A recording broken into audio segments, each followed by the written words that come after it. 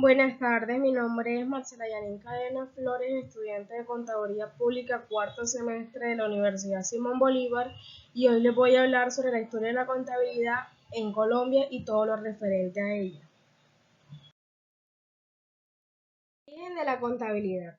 La contabilidad se remonta desde la antigüedad, cuando las personas se veían obligadas a llevar registros contables de sus propiedades porque su memoria era insuficiente para almacenar la información que necesitaban. Un ejemplo de estos eran las fichas en arcillas y los pictogramas en piedras blandas.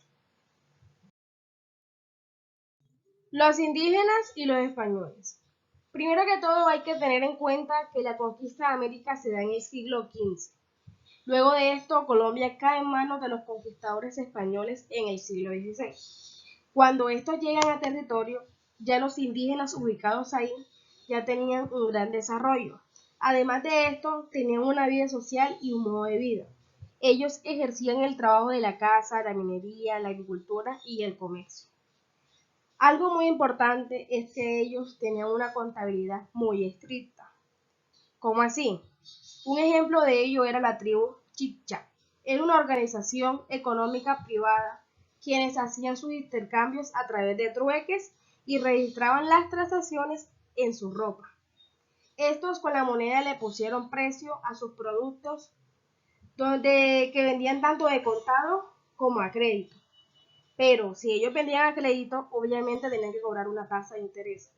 Entonces, de aquí se puede deducir que ellos utilizaban cuentas de control para deudores, ya que recibían pagos por cuotas. Invasión española. Muy a pesar de todo lo que habían logrado los indígenas, como se los comenté anteriormente, como era su desarrollo, sus costumbres y su manera de hacer la contabilidad, los españoles invadieron su territorio y poniendo nuevas formas de orden político, social y económico, y además también sus prácticas contables.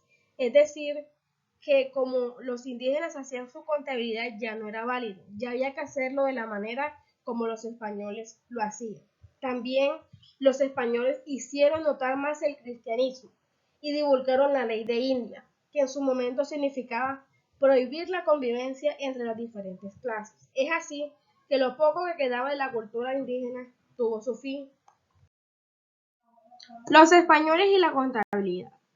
Los españoles utilizaban la contabilidad para controlar las riquezas. Es así que quien se hacía cargo de esta tarea era llamado virrey, quien tenía que tener los conocimientos y el manejo adecuado para llevar esta función. Los tribunales. Para entender un poquito de lo que era un tribunal en ese momento, era que estos tenían la función de supervisar las cuentas de interés público, que en su momento servía como herramienta para controlar los ingresos de la corona. Es aquí que otras funciones de los tribunales era llevar libros de inventario de cuentas pendientes y vencidas en orden alfabético, tomar las relaciones juradas de los responsables antes de tomar las cuentas, entre otras funciones.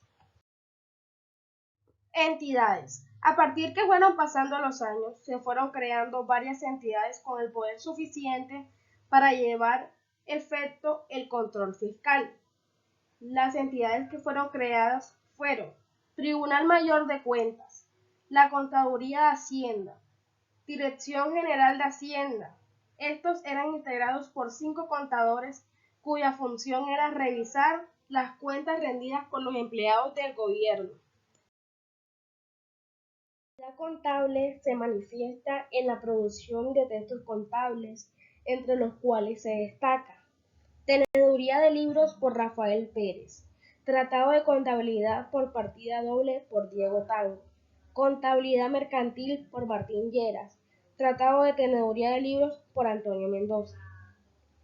Para el año de 1980 ya la contabilidad había avanzado a tal punto de que se establecen los libros legales de contabilidad, que son permitidos para personas naturales y jurídicas que ejerzan legalmente una actividad comercial.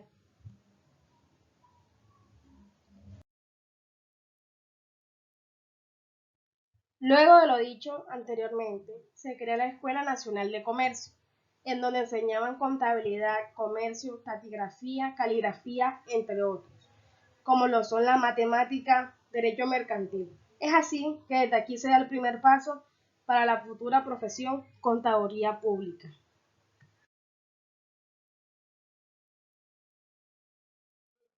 Es así que la contaduría pública aparece a principios del siglo XX, en el despojo de Panamá, también por medio de las inversiones con los norteamericanos, ya que estos enviaban expertos para fiscalizar los créditos y el capital invertido. A partir de aquí se crea la figura del auditor externo.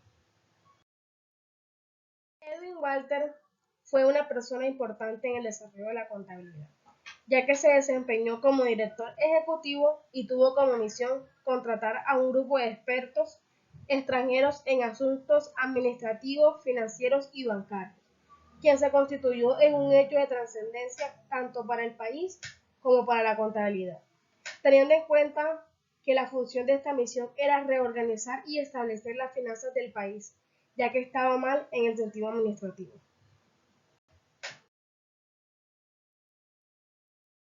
Las funciones del contador.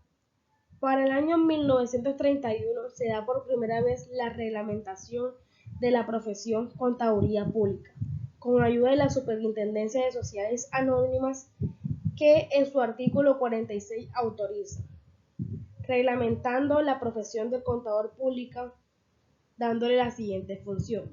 Primero, revisar los balances y los libros de contabilidad de las sociedades anónimas en los casos en que lo considere necesario la superintendencia. 2. Desempeñar los cargos de liquidadores comerciales de las sociedades anónimas en liquidación o en quiebra. El contador juramentado.